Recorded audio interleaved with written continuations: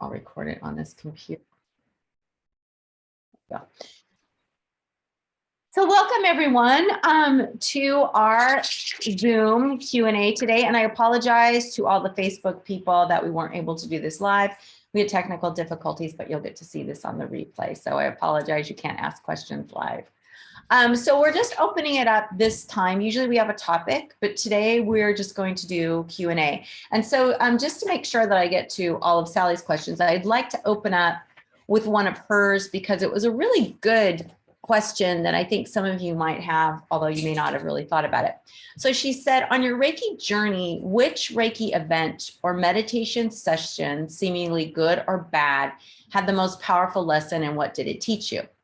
And so for me personally, what happened when I very first started learning animal Reiki, I was level 1 and I'd only been a couple months into it. And my good friend, Lindsay, she had a cat who was really ill. And so it was really especially sensitive because Lindsay was 9 years old when she got Minu, and now Minu was 21. And so to her, practically her whole life, she'd been with Minu, right? And Minu was very ill and she had been on meds and she just kind of crashed. She went from weighing like, 10 pounds to 5 pounds, was having a really hard time. So Lindsay asked me to do Reiki and I was level 1 and I was told you couldn't do you couldn't do distant Reiki. And then Kathleen said, no, you can do distant Reiki, energy is energy, right? So that was one lesson that, there are no rules when it comes to Reiki. The only rules are we have to be respectful to animals, right? And always go inward and not outward. So I went over there and her partner at the time, Lalo, and they had 2 other cats, and Buddy was another cat that she'd had for 19 years. So Buddy and Minu, and then there was Flinty. So I went over to do an in-person session and, I'm level 1. I'd only been doing it for a couple months. And plus I have a really hard time meditating. So this was really challenging, but I went there with the intent and I told Minu, I said, I'm here to support you. And if you can help me with my meditation, I would appreciate it. And she was so weak, but she had little signs that she was responding. And she even tried to crawl to me. And so I put my hand close to her just so she could have touch because I felt like that's what she wanted.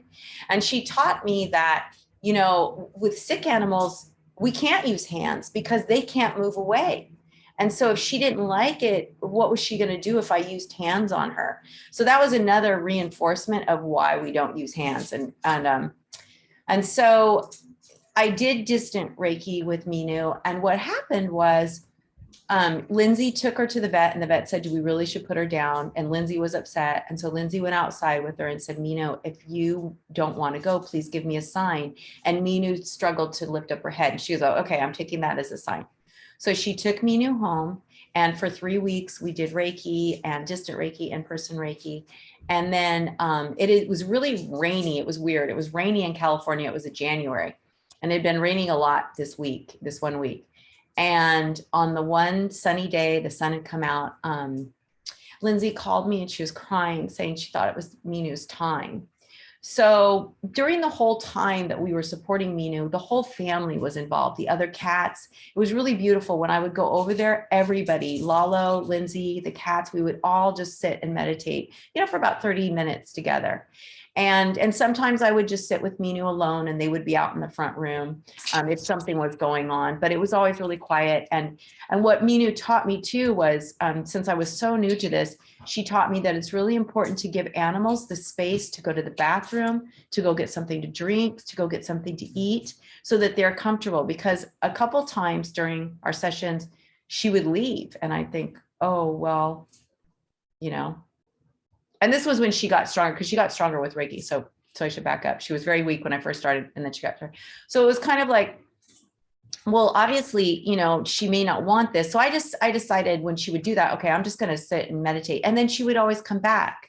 And so it's really important to remember that we have to give that freedom of going in and out. And just because they leave and maybe you like all of a sudden feel the Reiki drop, well, that's natural because they're holding space for us. We can't forget that.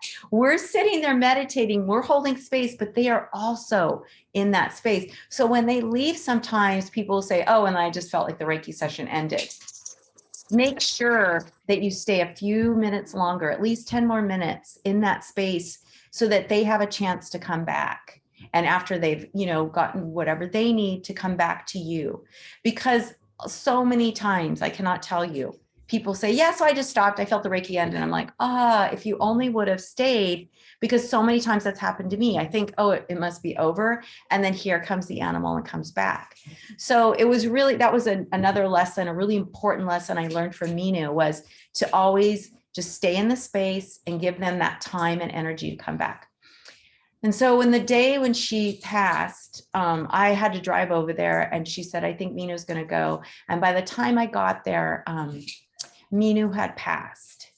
But it was really beautiful because they had opened the doors. It was sunny and Minu was on the ground in her little like bed. It was a little round like donut.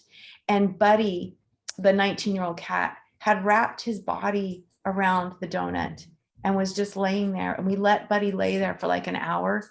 And then he got up, but it was so beautiful because he got to feel her pass and to be with her in that moment, and a lot of times we want to take the animal away.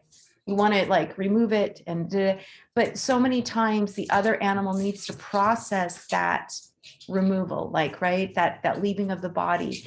And a lot of times, like with elephants, they'll stay, I think, a day or two with a dead comrade or person, or even when people die, elephants will come and hold vigil.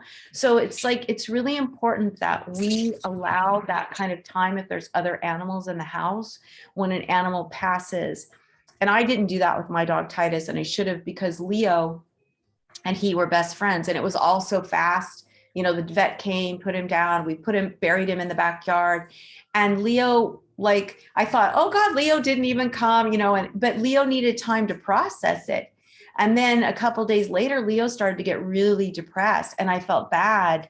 We didn't just leave Titus out, but my partner, Michael, was hysterical. So we had to bury Titus. So it was just kind of a situation. But if you can, and if the family can, it's important to, keep that animal there for a little while so everybody has time to process that removal. And Corinne, I know that you lost your sweet baby boy. Lancelot. And you were able to do a little bit. You didn't have to take him away right away, right? I did not. I kept him with me for 2 days. Mm-hmm.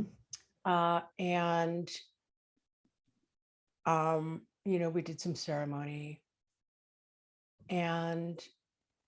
but I had a friend who was sort of guiding me. Like I'd get a text from her saying, okay, now it's time to put him in a box. Oh, so you did, you. Now you have another cat. I'm sorry. You have another cat, Maybelline. Now, did Maybelline get to say goodbye? She did. Yeah. She came in actually while the vet was here. She walked into the room to sort of see what was going on. And, she did. I mean, it wasn't really, notable, but, he was here. So she had the opportunity. Yeah, that's nice. That's really beautiful. And see, it's important because I think that we're so afraid of death. It's really hard for us to go, to keep your animal there, to allow yourself and the other animals in the house to process that. But it is important because that's what other animals do in the wild. They don't just, if it's like birds and they're on yes, they're going to leave. But when they do have that space to hold space for an animal that's passed, they will do that. And we're really like, I know there are some cultures that they allow that, and that's beautiful, but as Americans, we usually don't. It's just like, hurry up, put them in a coffin, put them in the ground.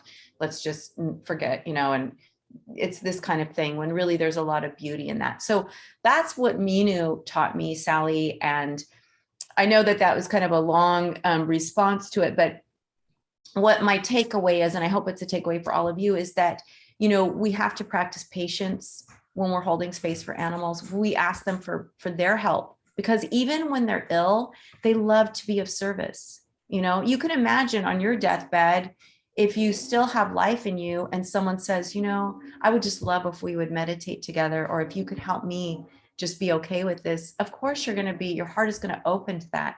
And animals always are there for us. That's why they come to this world, is to support us, you know, our domesticated animals. So it's really a privilege to be able to do that. And I think that also the other takeaway is, no matter where you are in your practice, you have something to offer.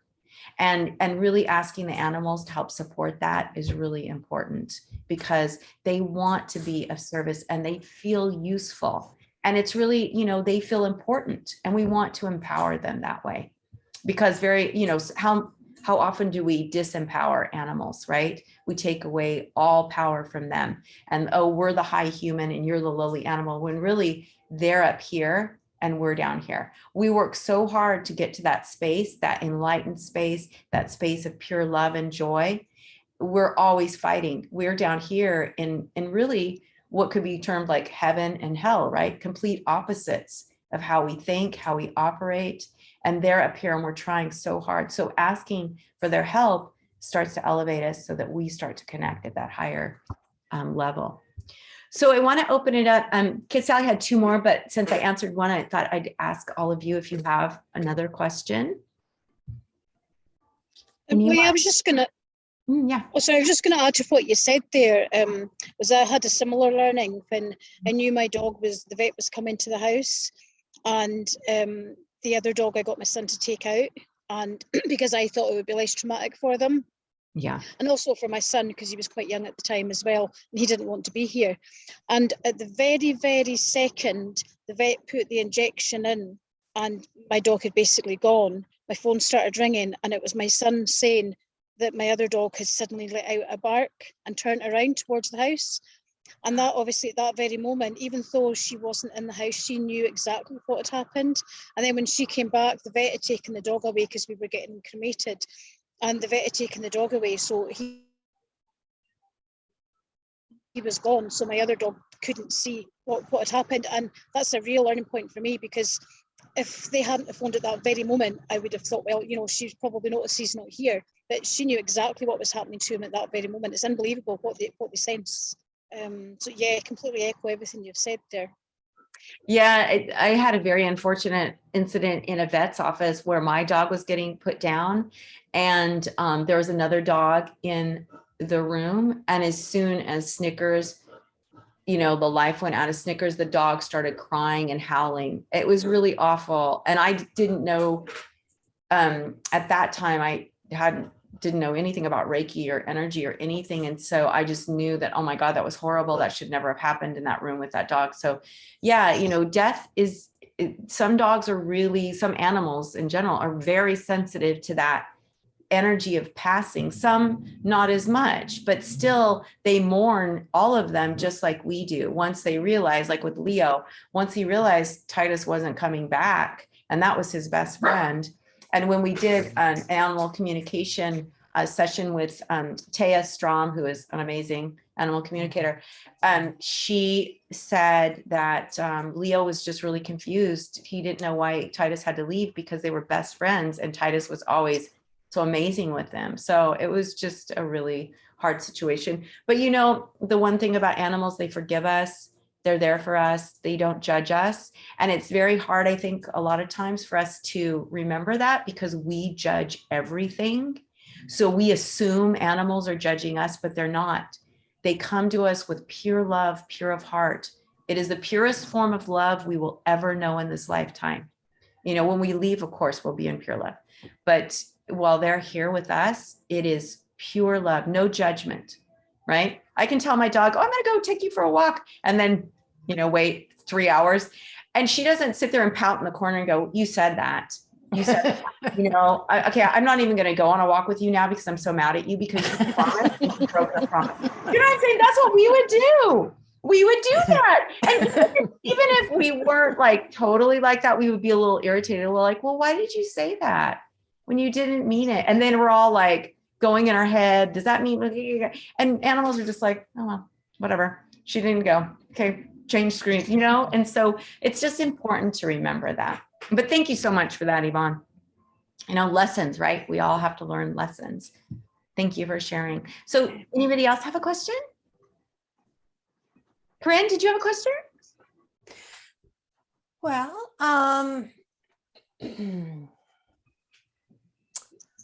so when you said that that animals are here to support us and to help us to rise, and of course I completely agree, because my greatest experience of the purest love was with Lancelot. So when you said that, I thought, okay, but even after they pass, especially then, they're still trying to help us rise, right? That's what someone told me last night. I had an appointment with the medium, and she talked a lot about Lancelot. Oh, that's so wonderful. Yeah. Because we think their body is gone, so they're gone. But really, their body is not who they were anyway. It's their spirit, it's their soul. And when they let go of that physical body, it's like freedom, right? Yeah. Like when my dog passed last February, I was in Vermont. She was here in Portland. And I knew the exact moment that she passed. We had pulled over. I was with Kelly, the Sarah director, and I went there to visit her, and she pulled over so that I could talk to Michael. And I had just gotten off the phone. They said they're going to do it now. And I was crying. And all of a sudden I just felt she was disabled. So Reba was a little teeny kind of pocket pit bull, and she was disabled. She could barely walk. She shook when she walked, but she was like big in personality. She was so tough. If she were like a full body, she would have been the most horrible pit bull you would have ever met. But because she was disabled, and when she would bite, she had no strength. So it'd be like little nibbles. But yeah, so but she was always in this body, right? That was broken. But there were lots of lessons to learn from her little broken body, because she never saw herself as broken. But when she passed, I felt this just warmth go through me, and it was like a woman and like big. And I just saw her immediately running. And of course, that's how I'm interpreting her freedom, right? It's like, that's how I got it, right? Perception is everything. So my perception of that freedom for her immediately came to me as she's running. But it was weird. I'd never experienced anything like that. It was just this beautiful warmth of just pure love, joy. And it felt very like a woman, like just coming through me. And I just knew, okay, she's passed. And then Michael texted me and said, I'm sorry, she's passed. But I didn't feel, of course I was devastated. I couldn't stop crying for days. But I knew that I was just sad for me, right? Because I knew that she was actually free. So I was sad for me, for Michael, for our family. But for her, I knew that she finally was able to run and be free and not feel confined anymore. But the lessons that she taught us were amazing, because we saw her as disabled. She didn't. She would like military crawl, and she would get on the couch. And if she wanted to go outside and you were going and you didn't want her to go with you, she would literally, her little body, she's trying to get through that door. And my partner's feet are size 16. So his shoes are like this. And they were almost as big as her. And she, for whatever reason, she was found in a homeless camp in a river. So she had homeless tendencies. So she would hoard.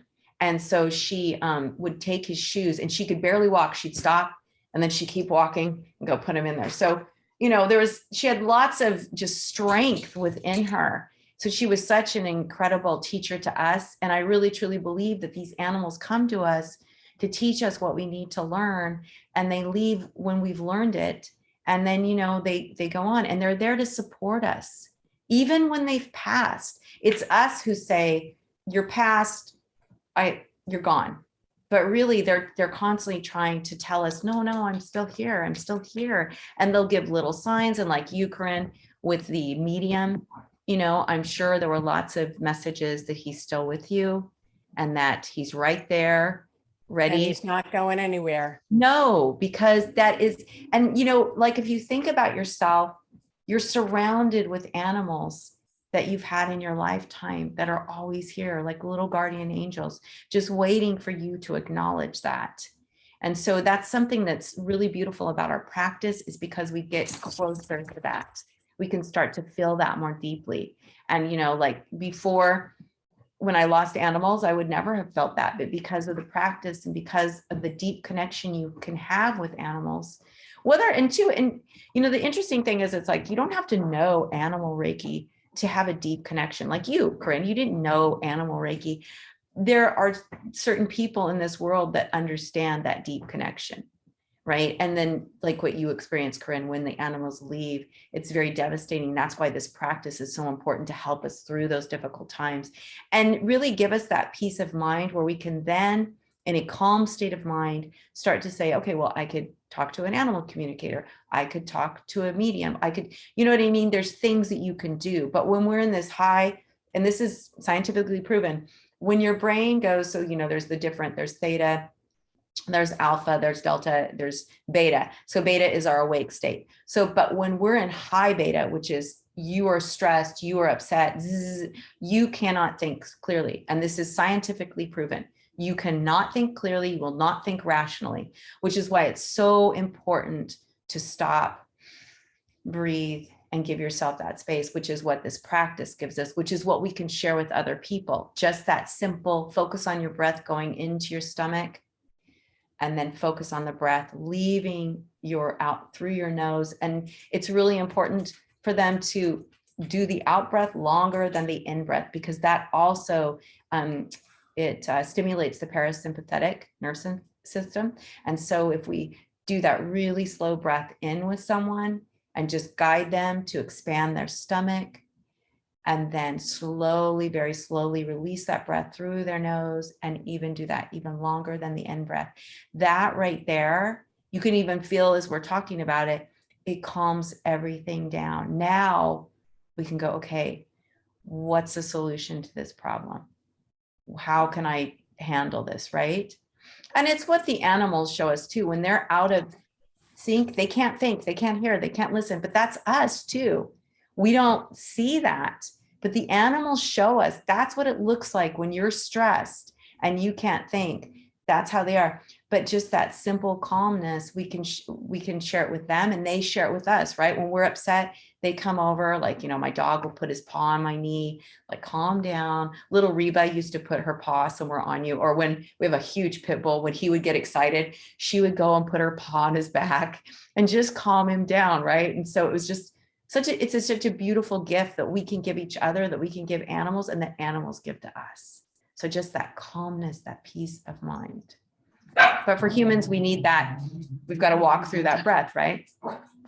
So thank you so much for that, Corinne. And I'm so excited that you're opening up your heart and your mind to Lancelot really being there with you and helping you and supporting you, and actually being more powerful on the other side to help you than he was in his little kitten body, right? I mean, his energy is huge now. His power is huge now.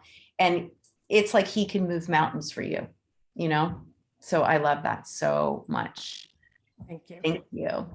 And thank you, Lancelot. We have to give for this beautiful lesson, because that's what the animals are here to show us, right?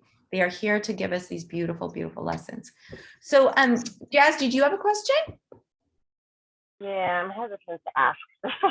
Oh no, don't be. It's been something I've been struggling with for a few weeks, and it has to do with whether Reiki practice is healing or not healing. I mean, not that it's not healing.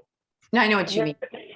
In the sense that if I'm thinking healing, then I wouldn't think about doing it with a healthy animal because they're healthy. But you've also said that all animals can benefit from it in every which way. So I've been trying to think, well, maybe there's another word for not healing, maybe empowering or them growing, and trying to struggle with, I mean, knowing, of course, that I don't ever want to go in and say, I'm going to heal, because Right. that, but aside from that, a lot of our practice is about helping animals get better in their, if they're, if they are ill or not in a good state. But it's, on the other hand, it isn't just that. So I've been really struggling with what to call it in my own head, because for me, if I think healing, that limits me. I mean, whereas I could go out in the backyard and have all these little healthy squirrels and birds flying around and enjoying it, and I'm not healing them, but Yeah. something's happening. So maybe it's just semantics. I'm Yeah. hoping you could. So, but you're still learning, because I know you've taken level 1 and level 2. And so there's so much going on up here, right? Because it's so much information. And I totally empathize with you, because it's so true. It's like, are we healing? What are we doing here? So what we're doing is we're really becoming the light, right? We're letting go of our anger. We're letting go of our worry. And when we do that, we become more humble. We become more honest. We become more grateful. And then we become more compassionate. And that is what we are. So when we are this beautiful light, we don't have to heal or anything. It's just we are there to support. And so imagine yourself as the sun. The sun doesn't think, oh, I need to shine my rays here because it's cold there, or I need to not shine my rays here because it's too hot there. The sun just shines. And that's what we do when we're in our practice. We just shine. So when you're out there in the garden and you do your breath and you're just like getting to that, because how we do the Joshin Kokyoho, and we'll do it today too. We're going to do the earth sky. So when you ignite that light within you, which is always in you, you're not channeling anything outward. It's all inside here. And this is the light animals see. Now, this is what we get. We think they see this perfect human coming up to them. Oh, hi, I'm the perfect human. And instead they see, and I'm almost confident, nobody can prove this, but they see this completely flawed person, but they have pure love for us, because that's what pure love is, without judgment, without attachment. Like if I, in all honesty, like let's say I was going to go do a Reiki session with someone and they didn't have an arm. I would go, oh, okay. I would immediately notice that, right? Animals don't notice that. I could go, my face could be halfway off. Animals, they see our light. They see our heart. That is what they pick up on, our pureness of heart. So when we do our practice, we're really getting back to that pureness, and our light is getting brighter and brighter and brighter through our practice, right? But the world throws crap all over us, right? Just bills or angry people or whatever it is, gossip, blah, blah, blah, our own insecurities. And so then we're like, oh, you can't see my light anymore. But then we do our practice, we do our breath, and now all of a sudden our light is bright again. But the animals always see it. No matter how tiny our light is deep inside here, our animals see it. And just like, what, Corinne, I think that the reason you felt so connected to Lancelot is that he immediately showed you that he saw your light. Immediately there was that connection that we are one. And that was his lesson to you. We are one. No matter if I'm here or if I'm gone, we are one. That's what animals come to teach us. So when you're out there, Jazz, don't worry about anything about healing. You just be that sun. Do your breath. Like when you feel your mind wandering, just go, no, I'm going to go back to that Joshin Kokyoho breath, breathing in, pulling that breath into your belly, and then just releasing it out through your skin. And then you are really just shining your light. You are this. And now the birds might slow down. They might stop. The bees might slow down. The flies might slow down. All the little critters we don't want around us start to come out. The spiders start to come out. Everybody wants to be in that, because you are mirroring what they put out as well, right? So when you're sitting with a sick animal, it's no different. You're not there to heal, because everyone is on their own healing path, right? So no matter how much we want to heal our sick animals or prevent them from leaving us, we can't. They're going on to something better. And animals show us that there is nothing to fear on the other side, that they are going somewhere better.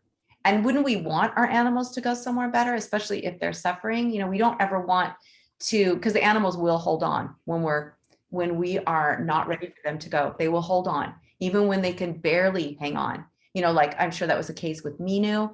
It was the case with my Shar-Pei Rugby. You know, we all have animals that will hang on, barely living, just because we're not ready yet. But they are going somewhere that is beautiful, that they know. And if we knew that on the other side of death was this amazing utopia, we would never want our animals to stay here and suffer any longer. We would want them to go on. So we have to trust that they show us that all the time. They've never shown that they're afraid of death. They pick up on our fear sometimes and like, oh, should I be scared? You know, but if we can let go of our fear and we can thank them for the amazing animal they were, for all they brought to our lives, and then just help them pass on with that. And I know that goes a little deeper than what we're talking about, but healing, but it's really important that we remember that, to thank our animals, and because it's really, we're thinking about us when we're crying, we're upset. It's all about us. You're leaving me. I'm alone. Me. Instead of switching that and going, you know what? I love you. I send you off with peace, and I thank you for everything you've given me. And even if you didn't do that when an animal has passed, like, you know, we've all in our childhood have had animals that maybe we didn't have that kind of ability to do. You can do that now. You can always go. There is no space or time. We're very linear in time, but really there is no space and time. Animals can come and go, and so can we. And, you know, so give thanks to those animals that have passed. But for you, Jazz, let go of healing. You can say support. I'm here to support you if that makes you feel more comfortable. But when I was actually thinking when I was reading it in the manual, I was it isn't so much what I think when I'm meditating, but I was reading it and thinking, how would I explain this to somebody else? Oh, yes, exactly. And that was more my thought of, Mm-hmm. it's really, you know, because you guys talk, it's important for people to understand it. And so it was more like, what words would I use? And that's where it really came from. Is so could I answer that really quickly? You did. So You did. what, you did. Absolutely. But also what you can do when you're explaining it to other people is you can say that, you know, animals can have everything they need, but their emotional support is maybe not being addressed, right? And so what we do is we meditate and our energy becomes calm, and that calm energy helps them become calm, and it helps them release trauma. It helps them to relax. It helps them, when a body's relaxed, it can heal faster. So it's not like we're healing, but we're giving that space for the animal to relax so that they can heal, however that looks to them. So yeah, so it's just like basically you're just meditating, your energy is going out, and you're not really doing anything. But we have found through, you know, I mean, this is all anecdotal, right? There are no studies that show this, but I mean, there are studies that show that we can reduce the stress in animals through our energy, right? And that's what we're doing with our practice. It's the same thing. We're helping to calm the animal. We're helping to reduce that stress, and we're helping to support the mental issues, which I was thinking that also with even with the healthiest animal, if you bring in positivity and glow, it can't help but it's just a little bit extra cherry on the top. So absolutely, you know, that it's beneficial to all creatures. Maybe they use it differently, right? But it's not just for the sick, or it's just, you know, it's for everything, and for them to use it however they see fit. Absolutely. No, I so love that. Just helped me. Thank you. Thank you so much, Jeff. Yvonne, I know you had a comment, but I'd love to get to your question because I know we're kind of getting down to time, and I have a couple more from Sally, and then we're going to do a meditation. Yeah, cool. Thank you. I don't actually have a question, Leah, but what I was going to say was, as well as thank you, it's just to back up what you were saying there about when animals cross over, because I don't know if you remember, but halfway through the course that I did with you, I was explaining how, and it might even be one of these lessons actually, one of these inputs, but I was explaining how I really struggle and I've not been able to connect with my dog that passed 2 years ago. And you explained that, you know, that negative energy, they pick up on even from the other side. And and when you said that, a penny dropped with me. It was just like, wow, I never actually thought that they would pick up on my negative energy because I'm missing him so much and I'm so desperate for a sign. And since I've been able to let go, the signs have been unbelievable. So my dog Nala that I've got just now, I swear she is just Ziggy come back, because she's showing all the mannerisms that Ziggy showed, even things like Nala's not a barky dog at all. And what Ziggy used to do was once we got near the house in the car, it was almost like he was always so grateful just to be coming home because he was a rescue, as Nala is. And every time we would get to a certain part on the road, she would start barking because she knew she was getting home. Nala's not a barky dog at all, and she started doing it. There's a hole in the garden that Ziggy used to lie in, and we've actually covered it over, and we've put a nice wee memorial there just to the left of it. Nala just the other day lay right on that very, very spot. I mean, she couldn't have been more on top of it if she tried. Some of the mannerisms, like flies, Ziggy used to hate flies. Nala now all of a sudden has taken a dislike to flies that she never had before. And there's so many other characteristics that she's taken the same as Ziggy. And it almost feels like this is Ziggy now letting me know I can get through because I'm not holding on to that negative energy. And that was obviously what was stopping me from connecting before. So yeah, so thank you for the lesson. And yeah, it's amazing to actually see all these signs coming through. I love that so much because it's, you know, and then also Taya, the animal communicator, she also told me that sometimes animals will, oh, it's 11:11 here. Animals will, they'll like a part of them will come in. You know what I mean? Like maybe it's not a full reincarnation because I feel that way with Reba, with Nika as well. That there's like characteristics of Reba that are in Nika. So yes, but that's because I asked Taya, you know, could she be reincarnated? She goes, well, sometimes what happens is parts of the animal come back in there. Oh. So that makes a lot of sense with what's happening with Nala. But I agree with you. It's like now that you're open to it, he is showing you signs like I am here. And the easiest way to do it is through Nala, right? Yeah.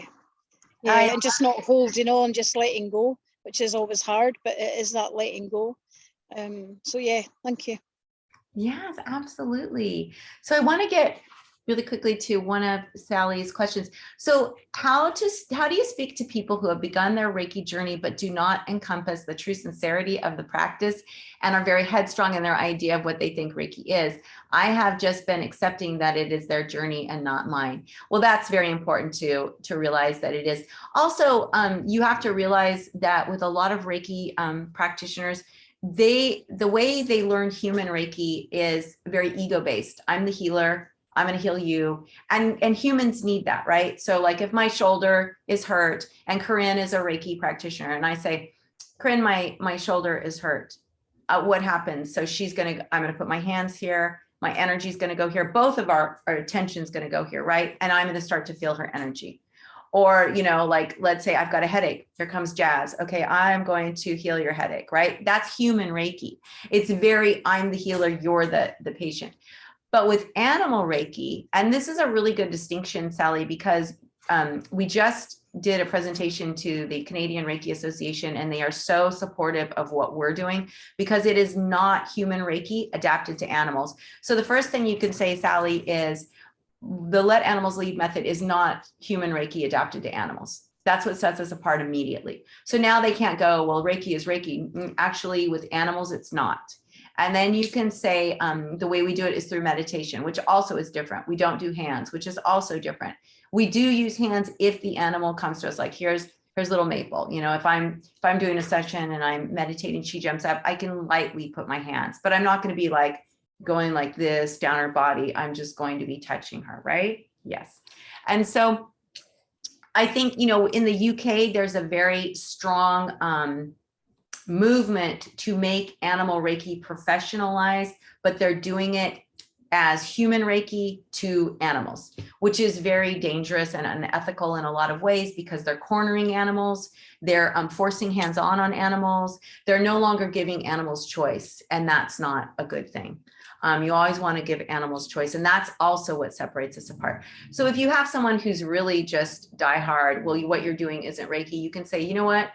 Actually, it's not. It's meditation. It is, but remember this too. This is really important, a really important distinction. Usui, the creator of Reiki, did not use hands. It was meditation based. So what you are practicing, Sally, is more in alignment with the origins of Reiki than what is being practiced in the UK and the United States and in Canada, which is a hands-on, which came with Mrs. Takata and Dr. Hayashi, who actually wasn't even a doctor. So he probably had like a whole health kind of clinic, you know, where he did acupuncture and things like that. So somehow that translated to doctor, but he didn't go to med school. He wasn't a doctor. And there's a lot of fallacies there. So for you, you can be really confident, Sally, in knowing that you're learning a system that is more in alignment with the true origins of Reiki. And we can talk more about that. And then, oh, here. So what is your favorite way to meditate when sitting with a reactive animal? So if any of you have some suggestions too, but I'll just say really quickly, a reactive animal, I go to the side, or, you know, somewhere where they can't necessarily see me. And then I do the practice because they're reacting to your presence. They're not reacting to your energy necessarily. And now if you go and you meditate in 15 minutes and the dog is still going crazy, then you can go home, try a couple distance sessions, and then come back. Because when you come back, they know your energy. You're doing distance sessions, they know your energy, they know you don't want anything from them, because as you come to them as a stranger, they're thinking, she wants me, she's going to force me to do something. They don't know anything about it, so they get really panicked. But when we can just go to the side or go somewhere where they can't see us and then just get into that space, meditate, it's completely passive, right? And you can say to them, you can join me or not join me. This is completely up to you. But if an animal still continues to react, which is so very rare, even when they can't see you, then you just, you know, thank the animal, go home, try a distance session. And again, you're just the son. You say, I'd love to connect with you. You can connect with me or not, or you can, sorry, she wants to get in this cage for some reason. You can connect with me or not. It's up to you. But usually after a couple distance sessions, the animal knows you because they know your connection. And this is something that's really important to remember. When we think of animals, they feel it. And this has been proven to me over and over and over in distant sessions. And so the minute we start thinking of an animal, we start going, oh, they're aggressive, oh, they're bad, we're all of a sudden judging, right? But if we can just think of the animal and send love, it changes everything. And it really does change the dynamic of that human animal connection. Just, you know, if I'm going to work with any animals, like when I went to Keepers of the Wild with Kelly, before we even got there, we meditated and said, we're coming and we would love to be with you and support you, and have you support us, or nothing. It's up to you. And when we got there and did the tour, the owners of Keeper of the Wild, or the managers, were like, the animals are all coming to the front. They're all like looking at you. It's like, there's so much engagement, right? Because they knew we were there. And we had amazing sessions. Like the coyotes pace constantly. They don't ever stop. And so the first day, one of them finally calmed down, but the second day they were laying down, they weren't pacing, they were coming to the fence and standing there and watching us. So there's so much power in our mindset, and that's what we forget. So our mindset has to be one of love, one of kindness, one of just support and non-judgment. And that shifts everything. So an angry, aggressive dog may be that during that first session because they don't know you, but after a couple distance sessions and when you go back in person, they won't be that way with you. They might be a little bit at first, but always just go to the side. So I don't know if anyone else wants to share their experience with a difficult animal. I have a question. What you just talked about, would it, you do meet an animal for the first time in a professional setting or whatever, would you advise doing a distance session first? No, you don't have to do a distance session. What Kelly and I did basically is we just go into meditation, like in your daily meditation, or just throughout the day. If you're like, okay, you know, I'm coming and you know, I would love also asking for their help. I would love for you to help me meditate and just hold space. That is huge. And so Sally, that is something you can definitely do with the aggressive animal, is ask him or her for their support and to help you meditate and hold space for them and to hold space for their family. Because another thing, someone just told me this, a dog trainer, and she said that what she does is she asks the animal to help her And maybe it was Sally. Maybe Sally, that was you that said that. Oh, yes, it was you. Oh, see, I'm talking about Sally. And it was Sally that did it. So Sally, just go back to that. Ask the animal to help you, because then, you know, to help you help the parents, the people, or the caregivers, or whoever it is, because then now you're empowering that animal. You're no longer seeing that animal as weaker, as less than. Now all of a sudden you've elevated that animal to their rightful place. It's just like if someone came into your life and was like, oh, you don't know what you're talking about. No, you know, you just don't know what you're doing here. Jazz, you need to do this. Jazz, go over here. Jazz, da, da, da, da, da, da, da. And you're like, but I know, sir, but I have, you know, and no. Oh, and Jazz is mean. She's bad girl, Jazz, bad girl, you know. And then how do you think that would make you feel when you know you're not bad inside, but you have no real way to communicate that? So always going to these animals with love, kindness, a calm heart, no matter what their reaction is, just to stay calm and say, I see you, you're important, I hear you, and I'm here to support you. However that looks to you, or nothing at all, if that's what you want. And it's not animal communication when we say these things, because we're not waiting for a response. We're just saying it's up to you, because a lot of times we're not sensitive enough to know whether or not they've connected to us. So we just have to trust that they'll take whatever they need. And it doesn't matter if we feel it or not. It's really just about them and not about us anymore. So I would love to do a meditation really quickly and get us all in a really beautiful space so we can continue on with our day. And for Yvonne, her night, because Yvonne is joining us from Scotland. So thank you so much, Yvonne, for interrupting your night for us. It looks beautiful in Scotland. Don't be fooled. It's a rare moment. That's why I'm outside. That's okay. I'd say it's the same in Portland. It's been a wet spring. And we're going into summer and there's no sign of it getting better. So let's do the earth sky meditation, because this is one that's so simple to do. It incorporates the Joshin Kokyoho, but it's a really easy one to share with others. So we're going to close our eyes, and always when you're sharing this, ask the other participants to close their eyes, because it closes out distractions. And we'll go into Gasho, or you can put your hand over your heart and you can set your intention that you're open to receive whatever it is you need most at this moment in time, and that you're open to seeing whatever you need to see, and you're open to hearing whatever it is you need to hear at this moment in time. And let us just take a moment and invite our animals, people, situations that might be difficult for us to join this beautiful healing circle.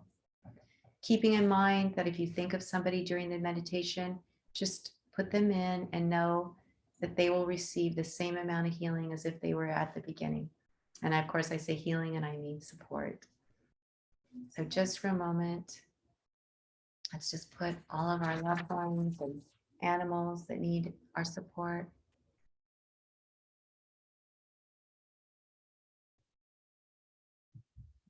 And whenever you're ready, you can put your hand up or down on your lap. I'd like you to imagine that there are roots growing from your feet down into the earth. And as you slowly breathe in and out, those roots go deeper and deeper into the earth.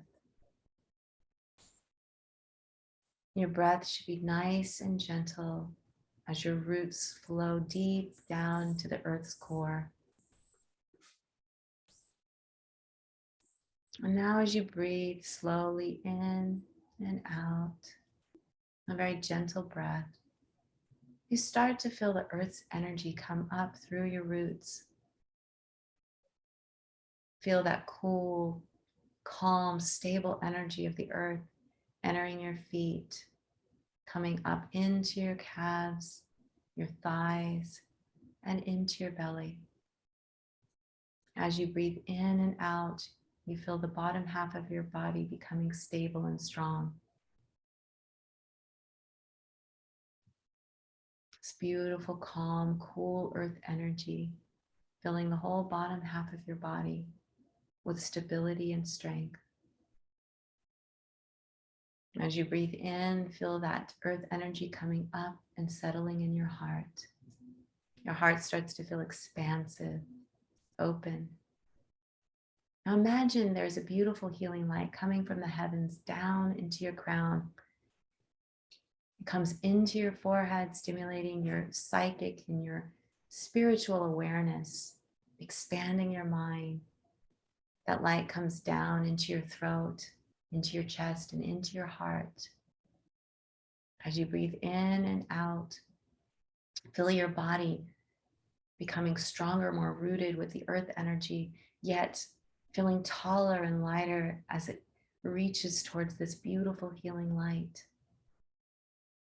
This light expands your psychic and spiritual awareness. All your problems seem so very small in this expansive state. In this expansive state, you feel connected to everyone and everything around you. You feel connected to those who are with you and those who have passed. As you breathe in and out, feel that beautiful healing energy mix with the earth's energy. A perfect combination of earth and heaven energy mixing together in your heart and stimulating your own beautiful light. This light can be blue, purple, orange, yellow, gold, white. It is your own unique light, and it is the light the animals see. As you breathe in and out, this light starts to expand from your heart and flow down into your stomach and down your legs. It flows into your feet and into the earth. It then starts to flow upwards and filling your chest, your back, your arms, your shoulders, into your throat, your head, and out your crown. This light, you're so filled with this light that it seeps out every pore of your body into the space around you. You are this beautiful healing light. You are grounded, you are expansive, and you are pure love. I'd like you to bring to mind an animal that you love deeply. See that animal engulfed in their light. As they come nearer to you, feel your heart expanding with the pure feeling of love that you're mirroring back to them. Feel their light join yours, knowing that in this moment, we are all one. We are all connected. As you breathe in and out, this feeling of pure love, of pure peace, envelops your entire body. It heals your soul. It heals your spirit. And just take a moment and be in this space with your beloved animal, thanking them for all the amazing gifts they share with you, thanking them for being with you.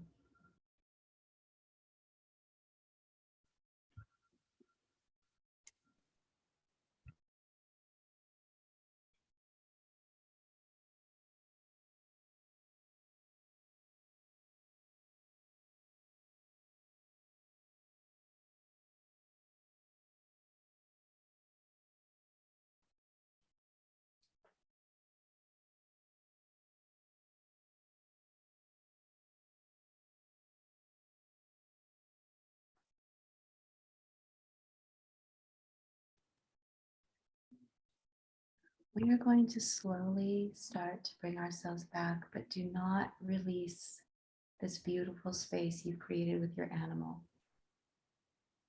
Keep this space, this beautiful feeling of love and peace within your heart throughout today, your night, your week, and whenever you feel you need extra support, come back to this space, tapping back into this beautiful space you've created.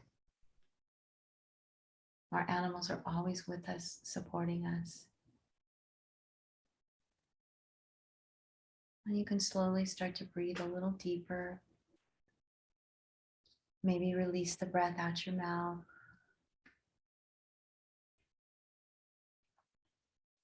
You can rub your hands together. So wake yourself back up and slowly open your eyes whenever you're ready.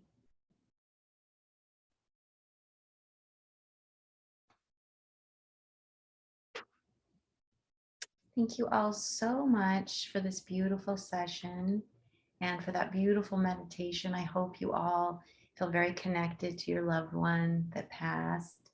Thank you, Darlene, for participating in the meditation. Thank you, Leah. That was great. And so I hope you're joining us this afternoon so you can get your questions answered. And then of course you have class too, so that's great. Yeah, yeah. I'll be there. Okay, great. Thank you so much, Darlene. Does anybody else have a comment about the meditation or anything else? It was beautiful. Thank you so much. Thank you so much, Yvonne. Beautiful. Thank you, Jad. Thank you, Corinne. Leah, nice to meet you all, ladies. Thank you so much for sharing your beautiful spirits and for supporting the animals and for sharing this beautiful practice. Corinne, thank you so much for joining us. I hope you'll come back. So I will come back. Okay. Mwah. Great to see you. Bye, everyone. Thank you so much. Bye. Thank you. Bye. Take care. Have a good day. Bye-bye. Bye, Jazz. Bye, Yvonne. Bye, Darlene. Bye. Bye, Corinne.